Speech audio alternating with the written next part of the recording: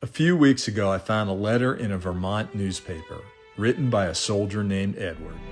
He described the Battle of Nashville and a fellow soldier from the 7th Minnesota, Private Fred Fessenden, who was killed during the battle and buried on the field. I later learned that Fessenden was reburied here at Nashville National Cemetery. I'm here to visit his grave.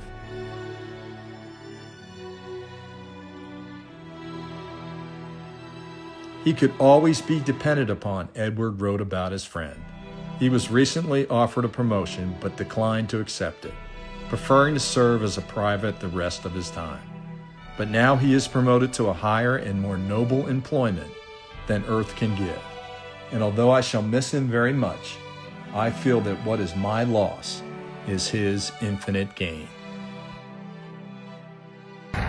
So after I found that letter written about Fred Fessenden, did some more digging, and I found online a diary of 7th Minnesota chaplain Elijah Edwards.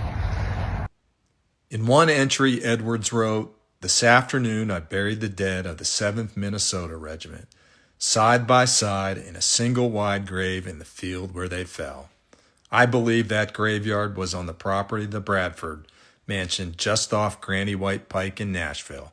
Among them was Fred Fessenden." What's really interesting is the chaplain included a sketch of the surrounding area on the Bradford property. And in the middle foreground is what I believe is a grave, 7 graves. And among them, I believe, are the 6 comrades of Fred Fessenden who were killed at the Battle of Nashville on December 16th, 1864.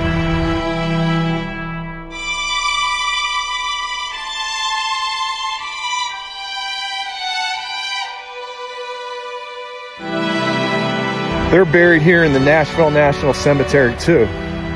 We're going to visit their graves also. Here's one of them, Corporal Napoleon Chamberlain. He was 25 or 26 years old.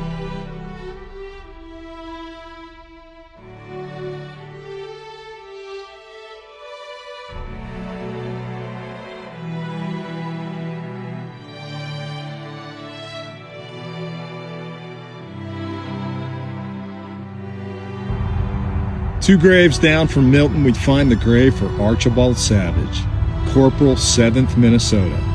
He too was in that mass grave with Fred Fessenden and his comrade. And finally, we have the grave of Sebastian Ballard, private in the 7th Minnesota. His grave looks a little weather-worn, and I wonder how many folks have visited him over the years. At least one.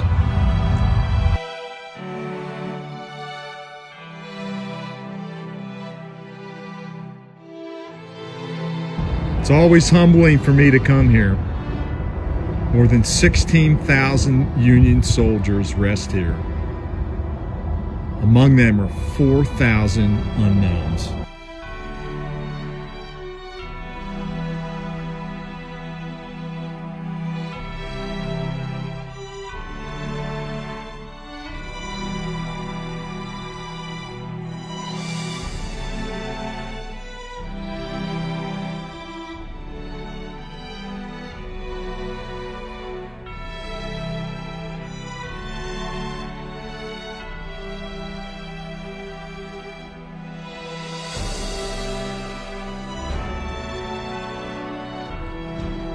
Just like at the Stones River battlefield in Tennessee, when a train passes the cemetery, an engineer toots his horn, a sign of respect.